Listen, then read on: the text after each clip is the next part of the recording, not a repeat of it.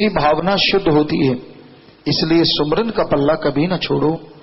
दुख आए सुख आए वो मालिक जाने, लेकिन सुमरन अगर करने लग जाओगे तो हम आपको यकीन दिलाते हैं थोड़ी देर ही दुख आएगा, वो पहाड़ जैसा दुख फिर कंकर में बदलता हुआ नजर आ जाएगा।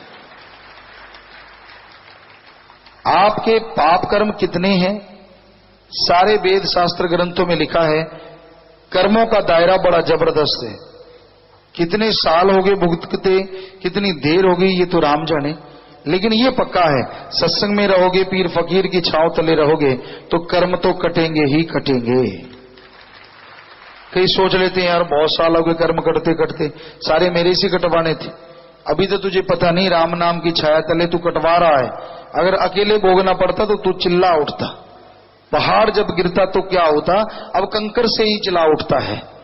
तो कहने का मतलब छोटे छोटे कर्म आते हैं, वो पता नहीं कितने बड़े थे जो राम नाम की छांव तले, भक्ति इबादत की छांव तले वो तेरे छोटे से कंकर मात्र रह गए, वरना चारपाई पे पड़ा रोता रहता, कोई भयानक कर्म भोगता रहता। क्या दुनिया भोगती नहीं? हॉस्पिटलों के हॉस्पिटल भरे पड़े। सो ये गुमान ना करो, ये अहंकार ना करो, ये खुद ही मन के पीछे ना चलो कि मेरे साथ ही सारे कर्म करते हैं, मेरे साथ ही ऐसा होता है। ये तो भाई हर किसी के साथ कर्मों का भुगतान चल रहा है।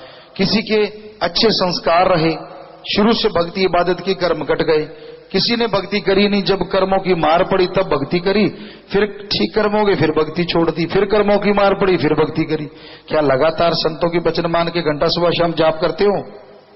फिर तो कर्म नहीं आएंगे, कट जाएंगे ना जी। जब बुखार हो गया, कोई दर्द हो गया, परेशान, मालिक तू ही है सब कुछ, बस मैं तो गया, बस थोड़ी देर का हूं। जैसे ही सुमन किया, मालिक की सेवा की, परमार्थ किया, वो कर्म कट गया। फिर कहते हैं मालिक तेरे को पता है मैं ठीक हूं, बहुत सारे काम है, तू खुद जानी जाना है। हाँ जानी जाना तू, मेरे से अब सिमरण नहीं होता। इसका मतलब तू ये चाहता है कि वो तुझे दुख दे ही रखे और तू सुमरण करता रहे, तब करेगा? तो इसलिए भाई दुख की उम्मीद ना रखो, सुख में सुमरण करो तो दुख कभी